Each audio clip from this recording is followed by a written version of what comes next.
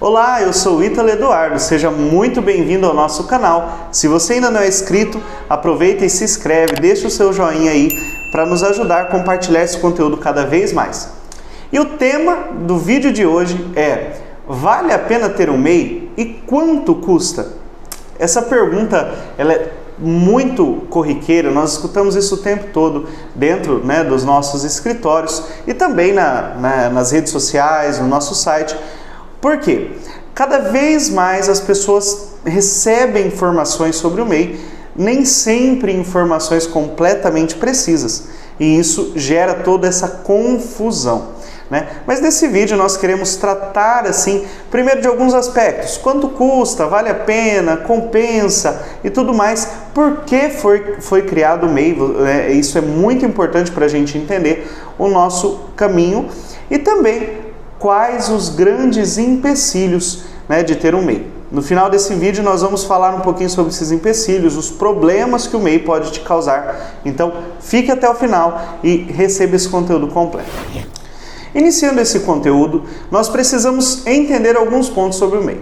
O primeiro deles: o MEI ele foi criado com o objetivo de formalizar pessoas como cabeleireiros, pedreiros, pessoas que tinham atividades ali que não contribuíam, que não recolhiam INSS, que não possuíam nenhuma carga tributária teoricamente, que viviam na informalidade. Já se fazem muitos anos que o MEI foi criado e com esse intuito. Acontece que ao passar do tempo, algumas atividades foram entrando nesse formato, depois outras atividades foram sendo retiradas do MEI. Então, existem esse contexto histórico, ele impacta diretamente aqui no conteúdo, porque se nós olharmos pelo sentido do MEI, pela lógica de uma atuação do MEI, o MEI ele possui uma obrigatoriedade tributária muito menor, ou seja, o acompanhamento do fisco perante o MEI ele é muito menor comparado a uma empresa no Simples Nacional, lucro presumido ou real. Então, nós vamos ter algumas informações relevantes. Hoje, uma empresa no MEI, ela vai ter um recolhimento mensal fixo, é isso mesmo. A taxa que o MEI paga mensal, ela é uma taxa fixa para o governo. Não é de acordo com o volume de vendas, não é de acordo com a operação, volume de serviços. É uma taxa que está ali sempre entre 50 e 60 reais, variando nesse valor. Mas é uma taxa fixa e anualmente a única obrigação tributária que o MEI precisa cumprir é entregar uma declaração jurídica ao governo, dizendo: olha, eu ganhei tanto, a minha tributação, o meu faturamento foi tanto, para que o governo realmente controle se aquela empresa excedeu ou não o limite de Simples Nacional.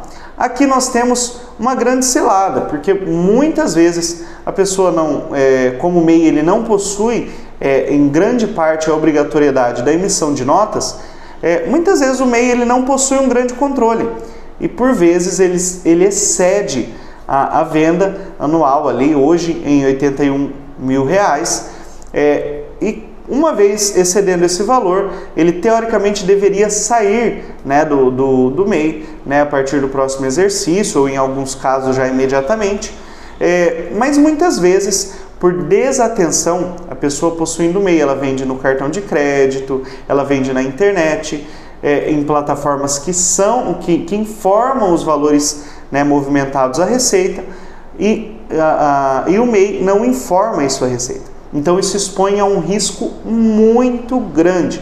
Lembrando que a Receita Federal tem sempre 5 anos para questionar qualquer valor. Então esse é um ponto de atenção aqui já. Mas nós vamos seguir agora sobre alguns benefícios. Então nós falamos ali do benefício de ter uma taxa fixa, um valor pago mensal que é baixo, uma obrigação tributária muito menor. Existe ainda um ponto, o MEI ele não é obrigado a ter um contador, mas aqui existe um problema muito grande que eu vou te contar daqui a pouco. Mas ele não é obrigado a ter nenhuma contabilidade regular, tá? A contribuição, que é paga, essa taxa fixa que é paga pelo MEI, ela conta, dentro desse valor já está incluso um valor de recolhimento de INSS, que conta para a aposentadoria. É isso mesmo, conta como contribuição normal, com o único detalhe que é limitada, nesse caso, a aposentadoria a um salário mínimo. Por não possuir também a obrigatoriedade de possuir uma contabilidade regular, muitas vezes o MEI opta por não ter um profissional contador parceiro, por não fazer os procedimentos tributários, não fazer uma gestão eficiente do teu negócio. Isso, por muitas vezes, faz profissionais que são bons, que iniciam como MEI, que têm condição de crescer, ficar patinando muitas vezes e não ir adiante. Então eu quero aqui realmente te alertar. Talvez aquilo que você entende como um custo, desde que você tenha um bom contador, um contador parceiro, aqui na Primor nós temos serviços exclusivos específicos para MEI, que podem facilitar e melhorar e te ajudar a crescer no teu negócio. Mas seguindo, eu quero te trazer agora, eu te trouxe os benefícios do MEI, mas eu quero te trazer alguns empecilhos que realmente podem atrapalhar demais a atuação do MEI. O primeiro deles, por não ter contador, geralmente, uma grande dificuldade de controle financeiro. Nós encontramos diversos MEIs que possuem dívidas com a receita, dificuldade de manter-se em dia, porque não há uma orientação de como iniciar o seu negócio, de como fazer o trabalho, de como cobrar, de como fazer análise de custos, enfim, diversos fatores que impactam no controle financeiro do MEI. O segundo ponto, o limite de faturamento. É isso mesmo, hoje o MEI ele possui um limite de faturamento de R$81 mil anual. Excedendo esse limite, teria que se recolher o imposto sobre a diferença já pelo Simples Nacional e a partir dali, ou a partir do próximo exercício, fazer a tributação pelo Simples Nacional. Esse limite de faturamento, por diversas vezes, impede que a pessoa que atua ali através do MEI pegue serviços maiores, serviços que poderiam beneficiar financeiramente a sua operação.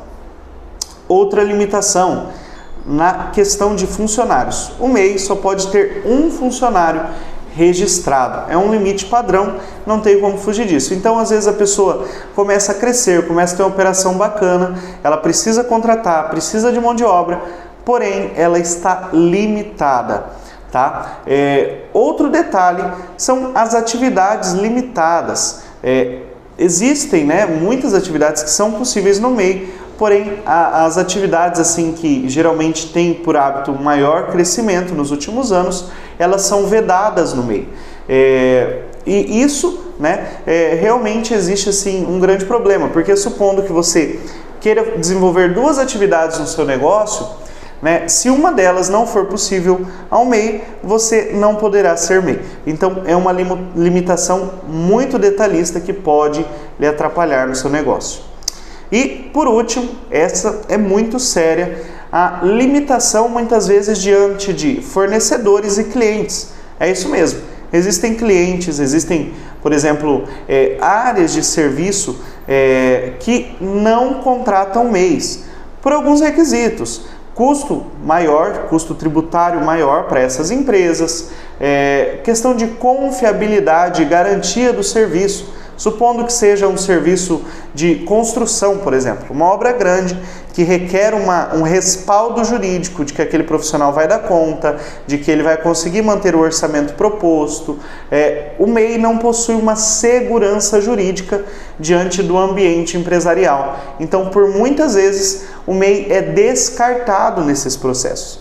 Então, é um dos empecilhos. E também diante de fornecedores. Tem fornecedores que optam por não vender os seus produtos para empresas que são MEI. Então, antes de optar pela abertura do MEI, é muito importante conversar com um contador, procurar uma assessoria adequada que realmente lhe ajude a entender se o MEI é viável para o seu negócio ou não, se é possível ou não, qual é a economia que ele vai te trazer, que nem sempre é tão relevante assim, para que você entenda, compensa ou não compensa ser MEI. Eu espero que esse vídeo tenha te ajudado. Eu reforço, deixa aí pra gente o teu joinha, se inscreve no canal, que nós estamos aqui sempre gerando conteúdo para você.